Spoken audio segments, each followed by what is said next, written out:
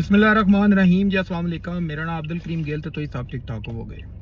ਅਸੀਂ ਜਦੋਂ ਸਰਕਾਰੀ ਅਹੁਦੇ ਜਾਂ ਸਰਕਾਰੀ ਸੀਟਾਂ ਤੇ ਬੈੰਦੇ ਆ ਅਸੀਂ ਇਹ ਭੁੱਲ ਜਾਂਦੇ ਆ ਕਿ ਇਹ ਸੀਟਾਂ ਆਰਜ਼ੀ ਆ। ਸਾਡੇ ਮਰਨ ਤੋਂ ਬਾਅਦ ਇਹ ਸੀਟਾਂ ਨੂੰ ਨਵੇਂ ਲੋਕ, ਨਵੇਂ ਚਿਹਰੇ, ਨਵੇਂ ਜ਼ੇਨ ਫਿਲ ਕਰ ਦੇਣਗੇ। ਲੇਕਿਨ ਇੱਕ ਗੱਲ ਯਾਦ ਰੱਖ ਲਿਓ, ਅੱਜ ਕਿਸੇ ਦੀ ਧੀ ਭੈਣ ਜਾਂ ਔਲਾਦ ਵਾਸਤੇ ਤੁਸੀਂ ਆਸਾਨੀ ਅਗਰ ਪੈਦਾ ਕਰੋਗੇ ਜਾਂ ਉਹਨਾਂ ਨੂੰ ਫੈਸਿਲਿਟੇਟ ਕਰੋਗੇ, ਤੁਹਾਡੇ ਮਰਨ ਤੋਂ ਬਾਅਦ ਤੁਹਾਡੀ ਔਲਾਦ ਨੂੰ ਅੱਲਾਹ ਵੱਲੋਂ ਇੱਕ ਰਹਿਮਤ ਆਏਗੀ। ਅੱਜ ਅਗਰ ਤੁਸੀਂ ਕਿਸੇ ਦੀ ਔਲਾਦ ਨੂੰ ਜਾਂ ਕਿਸੇ ਦੇ ਧੀ ਪੁੱਤ ਨੂੰ ਜਾਂ ਕਿਸੇ ਦੇ ਮਾਂ-ਬਾਪ ਨੂੰ ਖੱਜਲ ਕਰੋਗੇ ਤੇ ਵਕਤ ਬਹੁਤ ਭੈੜਾ ਆ, ਇਹ ਘੁੰਮ ਕੇ ਸੂਈ ਦੁਬਾਰਾ 12 ਤੇ ਆ ਜਾਂਦੀ ਹੈ।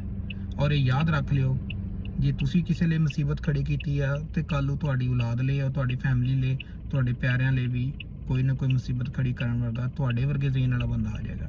ਇਸ ਵਾਸਤੇ ਸੀਟਾਂ ਤੇ ਬਹਿ ਕੇ ਫਰੋਨੀਅਤ ਦਾ ਮੁਜ਼ਾਹਰਾ ਨਹੀਂ ਕਰਨਾ ਚਾਹੀਦਾ ਔਰ ਆਪਣੀ ਸੀਟ ਤੇ ਬਹਿ ਕੇ ਜਿਹੜੀ ਜ਼ਿੰਮੇਵਾਰੀ ਦੇ ਮੁਤਾਬਕ ਕੰਮ ਕਰਨਾ ਚਾਹੀਦਾ ਤਾਂ ਕਿ ਕਿਸੇ ਲਈ ਮੁਸੀਬਤ ਦਾ ਬਾਇਸ ਨਾ ਬਣੀਏ ਔਰ ਲੋਕਾਂ ਨੂੰ ਮੈਕਸਿਮਮ ਆਸਾਨੀਆਂ ਪੈਦਾ ਕਰ ਸਕੀਏ।